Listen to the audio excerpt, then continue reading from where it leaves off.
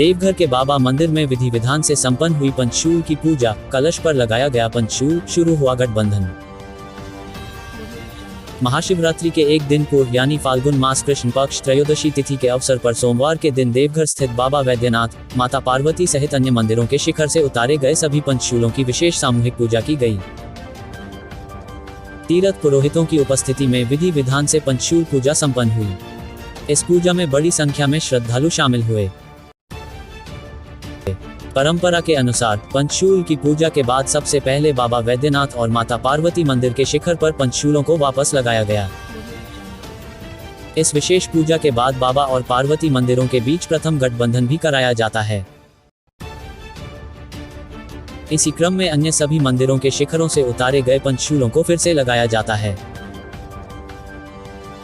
ज्ञात हो कि बाबा वैद्यनाथ और माता पार्वती मंदिर के शिखर से पंचशूलों को उतारे जाने के बाद दोनों मंदिरों के बीच गठबंधन भी बंद हो जाता है। इसके पूर्व रविवार को हजारों श्रद्धालुओं की उपस्थिति में बाबा वैद्यनाथ और माता पार्वती मंदिर के शिखरों से पंचशूलों को उतारा गया था।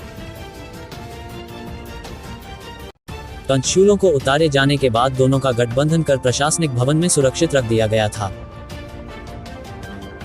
फाल्गुन मास कृष्ण पक्ष पंचमी तिथि से भगवान गणेश मंदिर से शुरू किए गए पंचशूल खोलने का काम एकादशी तिथि को संपन्न हो गया था।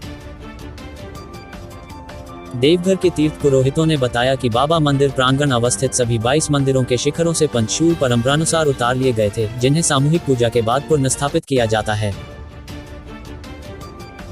साथ ही पूजा के बाद सबसे पहले गणेश मंदिर, उसके बाद बाबा पार्वती मंदिर, फिर अन्य मंदिरों में पंचशूल लगाया जाता है। इसके बाद आम भक्तों द्वारा गठबंधन चढ़ाने का सिलसिला शुरू हो जाता है। परंपरा के अनुसार बाबा और माता पार्वती को सबसे पहले मंदिर एस्टेट की ओर से गठबंधन चाया जाता है। उसके बाद आम श्रद्धालुओं के द्वारा गठबंधन चाया जाता है।